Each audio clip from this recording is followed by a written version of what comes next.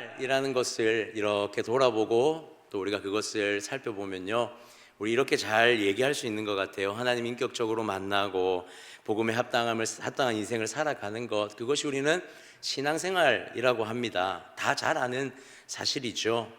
그런데 우리가 하나님을 만났다, 하나님과 동행했다라는 이것에 우리는 조금 때로는 모호한 점도 있는 것 같습니다. 일부는요, 하나님을 안다라는 것을 하나님을 믿는다라고 생각하는 사람들도 있고요, 일부는요, 언젠가 만났던 하나님, 내가 과거에 만났던 그 하나님을 통해 지금 나는 하나님을 믿는다, 예수를 믿는다라고 표현하는 사람들도 있을 것입니다. 여러 부류의 사람들이 하나님을 알고 하나님을 믿는다는 표현들을 자신의 어떠한 경험을 통해서 고백하게 됐죠. 중요한 것은요, 저 또한 목사로서의 삶을 살아가면서 하나님 앞에 귀한 일들을 감당하고 1년간 한 해를 정말 열심히 달려가며 때로는 밤잠을 설쳐가며 말씀을 준비하고 그렇게 사역했지만 간혹 그런 의문이 들 때가 있습니다. 이 사역 가운데 하나님은 드러났는가? 이 달려감 속에 나는 하나님과 동행했을까? 이 모든 것들 중에 나는 하나님을 정말 인격적으로 만나고 경험했을까? 또 한 가지는요, 이 모든 것 가운데 함께하는 우리 모든 성도들이 하나님을 경험하고 있을까? 2024년도를 마무리하며 저에게 주어진 수요예배 2024년도 마지막 설교거든요. 하나님 앞에 참 많은 깊은 고민이 있었습니다. 나에게 이번 한 해는 하나님과의 동행이 있었는가? 저는요, 오늘 그 은혜를 좀 나눴으면 좋겠어요. 우리가 이렇게 분주하게 때로는 열심히 최선을 다해 달려가는 이유가 무엇일까? 우리는 왜 신앙생활을 하며 무엇을 고민해야 할 것인가? 저는 오늘 이 질문을 가지고 한 사람이 하나님 앞에 섰던 그 처음의 시간을 한번 살펴보았으면 좋겠습니다. 떨기나무 아래에서 복음과 만났던 하나님과의 그 복음에 놀라운 충돌이 일어났던 한 사건, 그 사건을 우리가 오늘 한번 살펴볼 텐데요, 먼저 우리가 이 주제를 가지고 이 사건을 살펴봤으면 좋겠습니다. 복음은요, 한 인생을 흔들어 깨우는 능력이 있습니다. 믿으십니까? 오늘 하나님께서 모세라는 한 사람을 만납니다. 그의 인생을 흔들어 깨우시는데요, 하나님과 모세가 만나는 그 장면에 저는 이 한 장면에서 굉장히 의문스러운 한 가지가 있었습니다. 우리 1절 같이 한 번만 다시 읽을까요? 시작. 모세가 그의 장인 미디안 제사장 이드로의 양떼를 치더니 그 떼를 광야 서쪽으로 인도하여 하나님의 산 호렙에 이르매. 아멘. 여기서 여러분 어떤 특별한 점을 좀 발견할 수 있으십니까? 여기 이 말씀에 어떤 특별함이 숨겨져 있는 것 같습니까?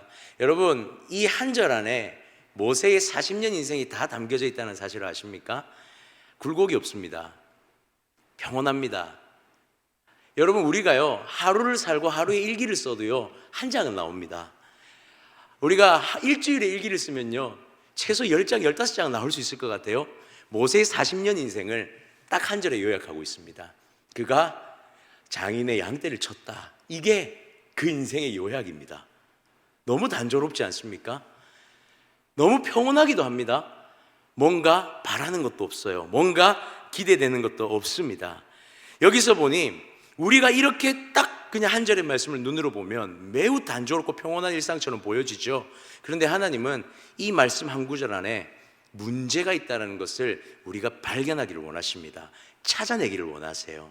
우리는 단순히 모세라는 인생이 그냥 40년 양치며 살았구나 라로 하나님은 이것을 보게 하기 위해서 이 절을 집어넣어 놓지, 이 절을 우리에게 알려주시지는 않았다는 사실입니다. 다시 한번 볼까요? 3장 1절을 다시 한 번만 올려주십시오. 모세가 그의 장인 미디안 제사장 이드로의 양떼를 치더니, 여기까지만 한번 보겠습니다. 먼저 미디안 제사장 이드로의 양떼입니다. 자, 이 양을 치는 양이 누구의 양떼죠? 장인 이드로의 양떼입니다. 여러분, 야곱이 라반의 집에서 몇 년을 일했습니까? 14년을 일했습니다. 나갈 때 얼마나 많은 재산을 가지고 나갔습니까? 전박이가 있는 양과 염소를 다 데리고 나갔죠. 40년을 일을 했는데 한 마리도 자신의 소유가 없습니다. 여러분, 놀라운 사실이지 않습니까? 40년을 장인의 밑에서 일을 하고 양떼를 쳤는데 오늘 성경은 뭐라고 표현하냐면 다 이대로 장인의 양떼라고 표현해요. 또 하나 재미있는 사실을 하나 발견합니다. 미디안 제사장 이드로의 양떼입니다. 여러분, 그냥 장인이라고 해도 이미 우리는 알고 있습니다. 그가 누구와 결혼을 했고 누구의 사위로 있는지 알고 있는데 오늘 분명하게 언급합니다. 미디안 제사장 이드로의 양떼입니다. 자신의 소유도 아니고요, 마치 하나님의 사람으로 부름받은 모세가 미디안 제사장의 어떠한 소유물을 가지고 일을 하고 있는 모습을 우리가 인지하기를 원하고 있다는 거예요. 또 한 가지를 볼까요? 그 뒤에 후반절을 보니 그때에 광야 서쪽으로 인도하여 하나님의 산 호렙으로 이르매. 여러분, 여기서 되게 재미있는 사실이 하나 있습니다. 모세는 과연 이 호렙이 하나님의 산이라는 사실을 인지하고 올라갔을까? 아니에요. 성경이요, 하나님의 산이라고 기록은 했지만 모세는 양들에게 풀 먹이려고 데리고 갔습니다. 이 산이 호렙산이라는 사실, 하나님의 산이라는 사실을 전혀 인지하지 못한 상태에서 이 산을 올라갔다는 거죠. 그렇다면 이제 우리는 고민해야 됩니다. 하나님은 왜 이 한 구절 안에 모세의 40년의 인생을 담아놓고 그 인생이 아무 우여곡절 없는 것 같이 보이게 적어 놓았지만 그 안에 이렇게 대조되는 문장들을 기록해서 이것을 문제 삼고 계시는가입니다. 하나님은요, 모세의 40년 인생, 정말 굴곡없고 평온하고 아무 일 없는 듯한 이 문제없는 인생을 하나님의 시각에서는 무엇으로 보시냐면 문제 있는 인생이라고 보는 거예요. 지금 그 40년은요 분명히 문제가 있는 삶이라는 거죠. 여러분, 모세의 인생을 한번 살펴보면서 이런 고민을 하게 됩니다.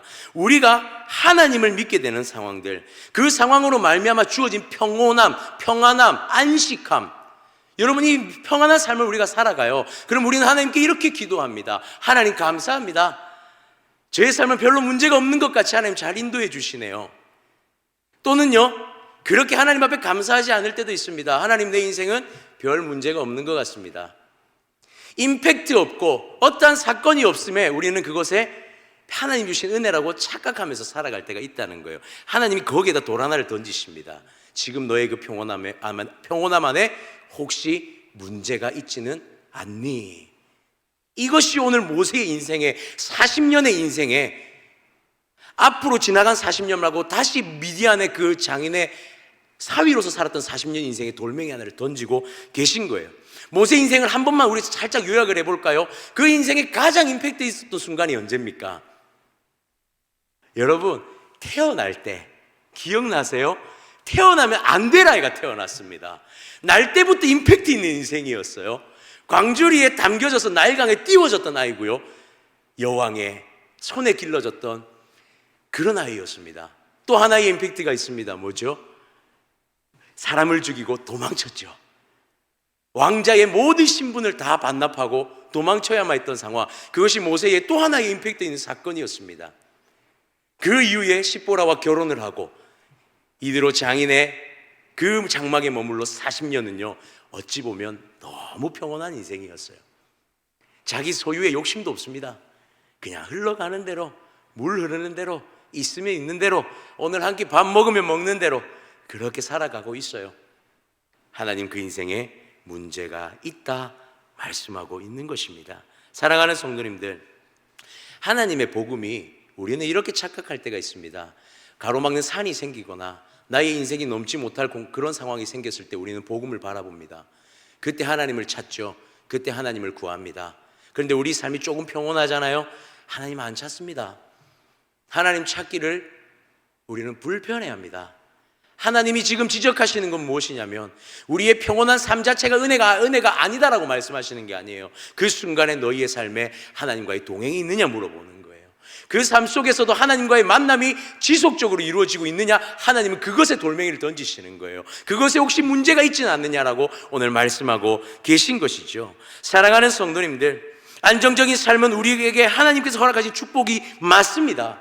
그러나 그 삶 속에 하나님이 상실되어져 있다면 더 이상 그것은 축복이 아니라는 사실을 기억해야 합니다. 하나님은 우리의 일상의 안정적인 삶과 그 모든 삶 가운데 하나님과 동행의 초점이 맞춰져 있지, 하나님과 만남의 초점이 맞춰져 있고, 그것이 바로 우리가 하나님 앞에 만난 복음이자 복음의 결과물이라고 말하는데, 우리에게 그것이 상실되어져 있다면 오늘 하나님은 그것을 문제 삼으신다라는 사실입니다. 하나님이 이 문제 삼으시는 이유는 무엇일까요? 바로 다시 복음을 발견하기를 원하시기 때문입니다. 하나님은 우리의 이러한 인생, 그리고 모세의 그 무료했던 40년 인생에 개입하기 시작하십니다. 복음이 필요하기 때문이죠. 그리고 복음을 발견하기 원하기 때문입니다. 자, 그렇다면 모세에게 어떤 방법으로 복음과 마주하기를 하나님은 행하실까요? 우리 2절 한번 다 같이 읽겠습니다. 2절 시작. 여호와의 사자가 떨기나무 가운데로부터 나오는 불꽃 안에서 그에게 나타나시니라. 그가 보니 떨기나무에 불이 붙었으나 그 떨기나무가 사라지지 아니하는지라. 자, 아멘. 여기서 2절은요, 여호와의 사자가 떨기나무 가운데로부터 나오는 불꽃 안에서 그에게 나타났다라고 표현합니다. 여기서 또 한 가지의 의문. 모세는 그 안에 있는 하나님을 발견했을까요? 발견하지 못했을까요? 발견하지 못했습니다. 모세의 한 가지 행동이 드러나요. 한번 보십시오. 하나님의 모습이, 그 안에 하나님이 분명히 계시다는 것을 성경은 언급하지만 모세는 떨기나무 안에 있는 하나님을 발견하지 못하고 그 떨기나무만 바라보고 있는데요. 우리 3절 연속해서 한번 볼까요? 제가 읽어드릴게요. 이에 모세가 이르되 내가 돌이켜 가서, 여기까지만 보겠습니다. 이에 모세가 이르되 내가 돌이켜 가서, 자, 상황을 한번 정리해 볼까요? 떨기나무를 발견했어요. 떨기나무를 발견했는데 떨기나무에 불이 붙었네? 그런데 나무가 타지 않네? 무슨 일이지? 라고 생각하고 뭘 했냐면 다시 양떼에게로 돌아갔다는 겁니다. 3절에 보면 다시 돌이켜서 떨기나무로 향했다라는 이 말을 유추해 보면 그는 양떼로 한번 갔다라는 말이에요. 떨기나무를 발견하고도 떨기나무 앞으로 바로 가지 않았다는 겁니다. 한번 돌이켜서 양떼에게로 갔다가 과연 이게 무슨 일일까라는 인지를 다시 하고 떨기나무 앞으로 갔다는 거예요. 이해가 되십니까? 지금 이 상황이 이 9절, 2절, 3절 사이에 우리가 유추해 볼 수 있는 상황으로 보여진다는 것이죠. 한 번에 하나님 그 떨기나무 앞으로 가지 않았다는 겁니다. 이 떨기나무를 바라보는 모세의 시각은 어떤 시각이었냐면 그냥 작은 호기심 있는 사건일 수밖에 없었어요. 그냥 그 정도로밖에 인지되지 않았다라는 사실이에요. 바로 다가가지 않았다는 거죠. 이 떨기나무를 바라보니 그 안에 있는 하나님을 발견하지 못합니다. 여러분 기억하십시오. 우리가 복음을요, 단순 호기심, 단순 작은 사건, 단순 우리 안에서 제3자의 입장에서 보여지는 어떠함으로만 보여진다면요, 우리는 그 복음을 통해서 하나님을 절대로 발견할 수가 없습니다. 오늘 성경이 그걸 분명하게 말하고 있어요. 하나님은요, 떨기나무를 왜 그 가운데 세우셨을까요? 그 안에 계시는 하나님을 모세가 발견하기를 원하시면서 그 가운데 세워두셨단 말이죠. 그런데 모세는 첫 번째에 그것을 봤을 때 전혀 발견하지 못했다라는 사실입니다. 우리가 복음을 되게 쉽게 생각할 때가 있습니다. 복음을 되게 단순하게 생각합니다. 하나님이 주신 선물, 하나님이 주셨고 난 그것으로 예수를 믿었지. 그런데 신앙생활 하다 보면 그 복음은 다 씌워져 있어요. 다시 하나님을 발견하는 방법이 그 복음을 바라보고 그 복음을 붙드는 것이라는 사실을 우리가 망각하게 됩니다. 그래서 분주하게 하나님의 일이라는 것을 하고요, 분주하게 달려가지만 우리는 시간이 지나면 식어버린 우리의 마음에 하나님을 발견하지 못할 때가 너무나 많더라는 사실이죠. 평온하고 평범한 일상에 도취되어 버린 것입니다. 그것에 도취되어 버려서 하나님을 발견하고자 하는 시도가 안 생기더라는 거예요. 여러분 어떻습니까? 어떻습니까? 이것은 우리의 예배의 태도이기도 합니다. 이것은 우리의 신앙의 태도이기도 합니다. 하나님 앞에 하나님께서 우리를 부르셔서 그 모세의 떨기나무를 우리 가운데 세우신 이유가 무엇인지를 상실한 거예요. 우리가 왜 지금 이렇게 달려가야 하는지를, 우리가 왜 이렇게 그것을 바라봐야 하는지를 우리가 상실하니 무엇을 못 보냐면 하나님을 만나지를 못하고 있는 거예요. 예배에 나옵니다. 예배에 나오죠. 저는 가끔 이런 생각을 합니다. 저는 우리 성도님들이 정말 대단하시다는 생각을 듭니다. 일주일에요, 새벽기도 다 나오시죠. 수요 예배 다 나오시죠. 금요 예배 다 나오시고요. 주일 오전 예배 드리시고요. 어떤 분은 1, 2부 예배 다 드리시고요. 어떤 분은 오후 예배 다 드리시고요. 야, 어떻게 하면 이렇게까지 하나님 앞에 예배 자리를 다 지킬 수 있을까? 그런데 제가 한 가지만 물어볼게요. 기분 상하지 마시고요. 하나님 만나십니까? 하나님 만나세요? 저한테 하는 질문이기도 합니다. 예배를요, 목사는 예배를 못 빠집니다. 목사가 예배를 빠진다는 건 이해가 안 되잖아요, 그죠? 그런데 매일매일 질문을 던져요. 하나님, 나는 오늘 하나님을 만났습니까? 떨기나무를 봤어요. 매일 정장을 차려입고 올라와 서가지고 십자가를 선포해요. 매일 하나님 앞에 서가지고요, 하나님은 위대하십니다, 저 요 앞에서 매일 찬양하잖아요.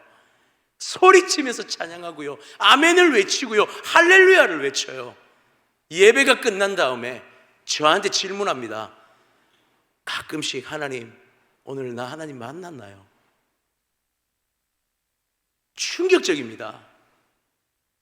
이것은 저만의 문제는 아닐 거라고 봐요. 지금 여기 있는 우리 전부의 문제일 수도 있습니다.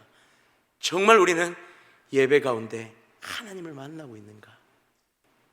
떨기나무라는 그 복음을 우리가 눈앞에 두고 복음이라는 소리를 귀에 딱지가 않듯이 듣고 있지만 그것을 통해 우리는 하나님을 만나고 있는가? 사랑하는 성도님들, 매일 삶 속에서, 매일의 예배 속에서 하나님을 만나는 게 하나님이 우리에게 복음을 주신 유일한 이유입니다. 하나님은요, 왜 우리에게 복음을 주셨냐면요, 우리하고 같이 있고 싶어서예요. 우리랑 하나님이 같이 숨 쉬고 싶으신 거예요. 우리랑 같이 하나님이 동행하고 싶으신 거예요. 여러분, 많은 사역을 하죠. 한 사람이 2-3개씩 사역, 3-4개씩 사역 달려갑니다. 얼마나 감사한지 모릅니다. 얼마나 귀한지 모릅니다. 주일만 되면요, 옷장에서 제일 좋은 옷을 꺼내 입습니다. 제일 준비된 옷을 입어요. 제가 한번 이런 얘기했는지 모르겠습니다. 저희 어머니가 사실은 이 설교를 매주 찾아 들으시거든요. 그래서 본인 얘기하지 말라고 하시는데 한마디만 살짝 하자면, 저희 어머니는요, 토요일 밤 12시가 되면 모든 생활을 멈추십니다. 밥도 그날 그 시간에 다 해두시고요, 목욕도 다 마치십니다. 제가 어머니한테 한 번씩 그렇게 말합니다. 어머니는 바리새인입니까? 장난으로 그랬죠. 저 어머니랑 사이 너무 좋습니다. 매일 제일 깨끗한 옷을 꺼내 입으시고요, 예전에 우리 이런 거 보셨죠? 헌금 다리미로 다 다려가지고 11조 넣으시고, 늘 은행에서 지금도 새 돈만 찾아서 11조 하시고, 새 돈만 찾아서 감사헌금 하시고, 교회에 뭐만 있다 그러면 집문서를 팔아서라도 헌금하시는 저희 어머니를 보면서 너무나 답답했거든요. 막 그래요. 어머니한테 물어봐요. 어머니, 하나님 만나요? 저희 어머니 그렇게 말씀하세요. 하나님하고 매일매일 사는 게 행복하다고. 단순히 그 행위가 아니에요. 저는 어머니를 보면서 가끔 반성합니다.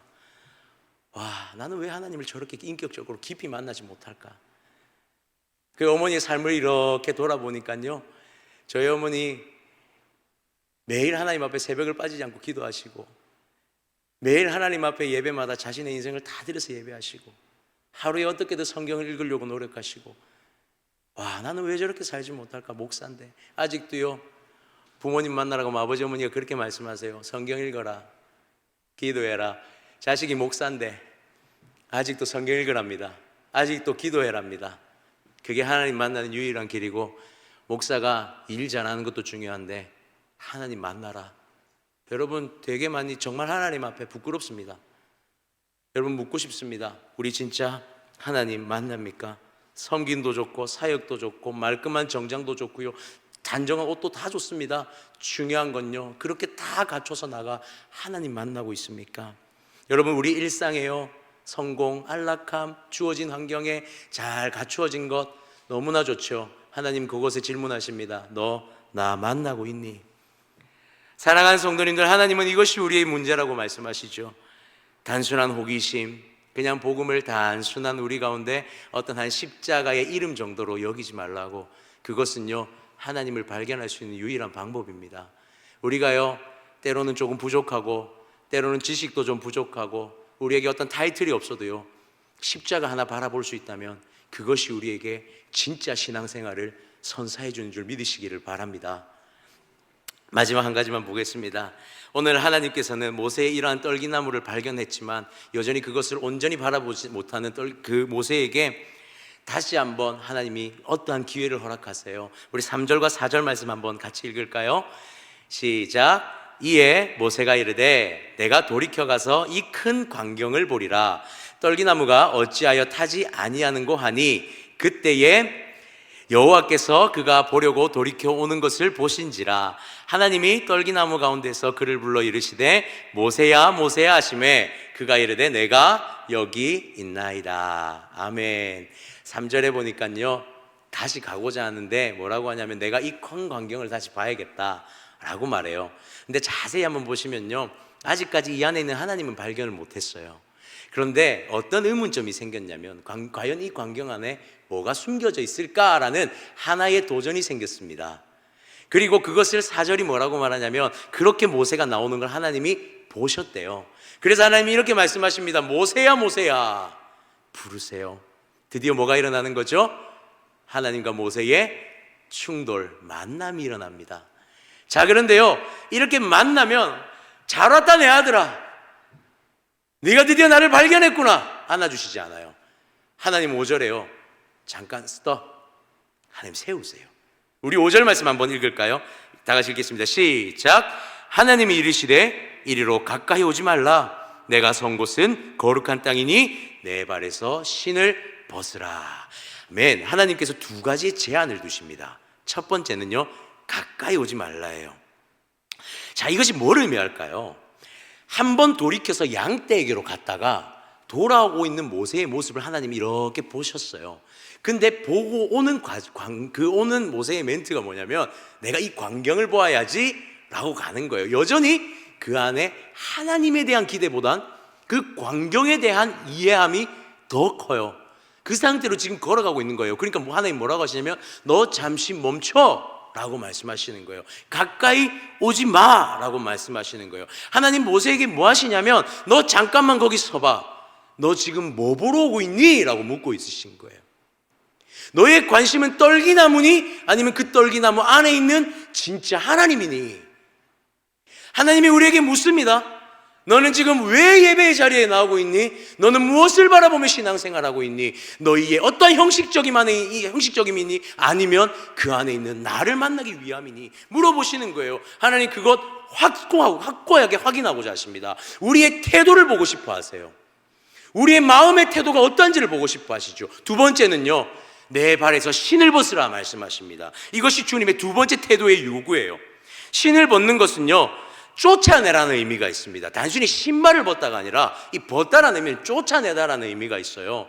그러니까 단순히 신을 벗으라는 건 너의 신발이 조금 지저분하니 그거 벗고 가까이 와라는 의미가 아닙니다.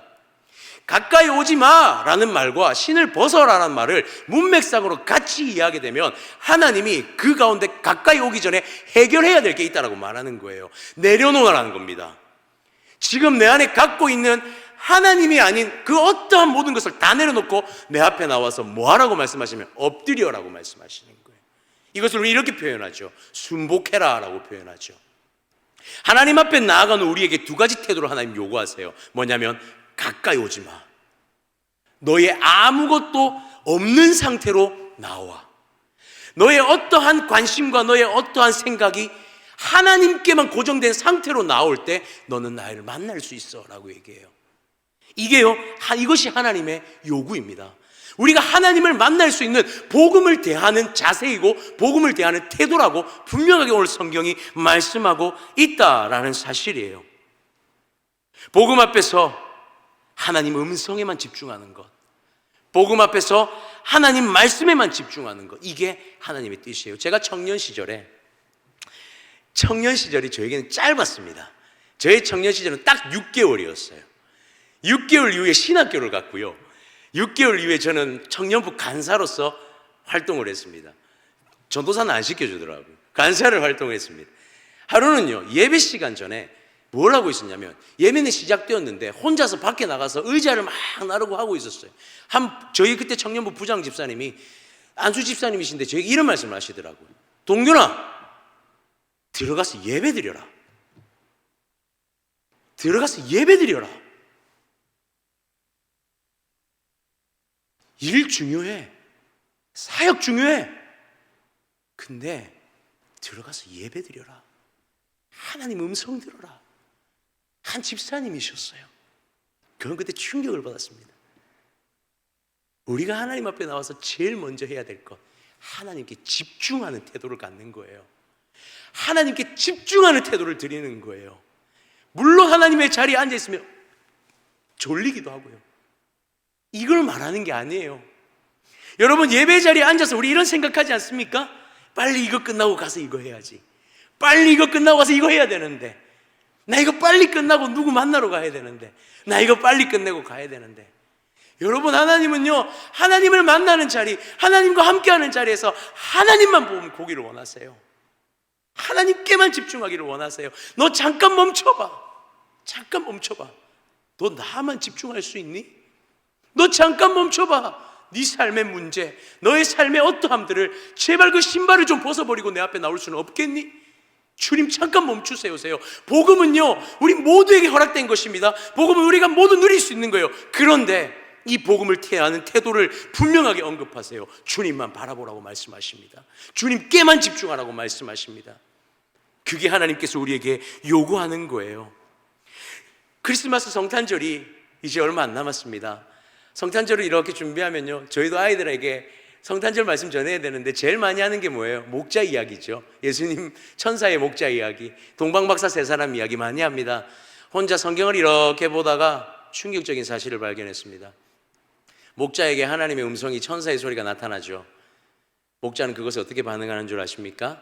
자기가 치던 양떼 내려놓고 예수님 앞에 나아가더라고요. 엎드려 경배합니다. 동방박사 세 사람이 기이한 별 하나를 발견합니다. 그들은 자신의 보금자리를 내려놓고 기이한 별을 따라갑니다. 중간에 어떤 문제, 헤롯의 어떠한 개입이 있더라도 망설이지 않고 예수님 앞으로 나아가죠. 그들이 했던 행동이 무엇입니까? 예수님 앞에 엎드려 절하고 황금과 유향과 몰약을 예물로 바치는 그 예수님께만 집중하는 모습을 보여줘요. 여러분, 성탄의 의미가 뭡니까? 성탄의 의미가 뭡니까? 이 땅에 복음으로 오신 예수 그리스도께 우리가 그분께만 집중하고 그분을 통하여서 하나님을 다시 한 번 더 만나고 우리의 삶이 회복되어지는 것, 그것이 성탄의 진짜 의미지 않습니까? 그분 앞에 엎드려 전하는 것, 그 아기 예수님, 그분 앞에 목자들과 동방박사와 같이 엎드려지는 것. 여러분, 제가 성소에 대한, 지성소에 대한 이야기를 이번 주에 우리 청년들과 나눴는데요, 여러분, 너무나 놀라운 사실이 있습니다. 1년에 대제사장이 몇 번 들어갑니까? 지성소에 한 번 들어갑니다. 대속죄일에 한 번 딱 들어가는데요, 대속죄일에 들어가도 못 만날 수 있다는 사실을 아십니까? 하나님 만나러 들어가도 못 만날 수 있습니다. 그들의 범죄함이 있으면 그곳에서 죽임을 당하고요, 대속죄일이 아닌 날은 들어갈 수도 없습니다. 하물며 이스라엘의 모든 백성들은 대제사장이 아니면 하나님을 임재를 경험할 수도 없는 듯한 모습으로 보여지고 있습니다. 여러분, 우리요, 하나님 만나러 나와도 하나님 못 만날 때 진짜 많지 않지 않습니까? 우리 하나님 만나러 나온다고 말하지만 하나님 진짜 많이 못 만날 때 있어요. 아무것도 경험하지 못하고 돌아갈 때가 너무 많습니다. 주님 이렇게 말씀하세요. 하나님이 너의 태도를 다시 한번 생각해봐. 너 나에게 집중하고 있니? 너 나만 바라보고자 하는 마음을 가지고 지금 이 자리에 나와 있니? 너무 놀라운 사실은 이후의 말씀 우리가 읽지 않아도 너무 잘 알죠. 하나님 앞에 엎드려, 떨기나무 앞에 엎드려서 하나님을 인격적으로 만나는 순간 모세의 인생은 미디안 제사장이었던 장인의 양을 치는 자가 아니라 이스라엘 백성을 구출해내는 하나님의 일꾼으로 쓰임받는다는 사실입니다. 믿으십니까? 이게 하나님을 만난 자와 만나지 못한 자의 모습이에요. 하나님은요, 아무나 사용하지 않으십니다. 우리가 착각하면 안 됩니다. 하나님이 사용하시는 믿음의 사람은 하나님을 만난 사람입니다. 그런데 첫 만남만 있는 게 아니에요. 하나님은 우리에게 무엇을 요구하시냐면 지금 이 순간 우리의 걸음, 우리의 삶의 모든 상황 속에서 하나님께 초점 맞추고 하나님과 만남을 갈망하는 자, 그 한 사람을 주님 만나시고 그를 통하여 일하신다라는 사실입니다. 사랑하는 성도님들, 2024년 우리 잘 마무리했으면 좋겠습니다. 단 2주밖에 남지 않은 2024년을 우리 하나님과의 얼마나 깊은 만남이 있었는지 고민하는 한 2주가 되었으면 좋겠습니다. 그리고 2025년도를 기대하는 것은요, 어떤 대단한 일을 해야지, 어떤 것을 세워야지, 이게 아니라요, 하나님과 동행해야지, 함께 가야지, 하나님과 만남에 집중해야지, 주님이 나를 붙드시는 것에, 주님이 나를 인도하시는 것에, 그곳에 평안함이 있다는 사실을 기대하며 나가는 삶이 되어야지. 이것이 바로 우리의 결단이고 우리의 한 해를 시작하는 준비가 되었으면 좋겠습니다. 사랑하는 성도님들, 기대하고 소망합니다. 우리의 삶에 주님과의 인격적인 만남이 다시 회복되어지기를 소원합니다. 우리 인생의 주님과의 깊은 교제가 있는 동행이 회복되어지기를 간절히 소망합니다. 그러한 삶을 통해 우리의 모든 삶의 걸음이 하나님께 영광되어지는 그러한 삶이 되어지기를 주님의 이름으로 축원합니다. 아멘. 우리 시간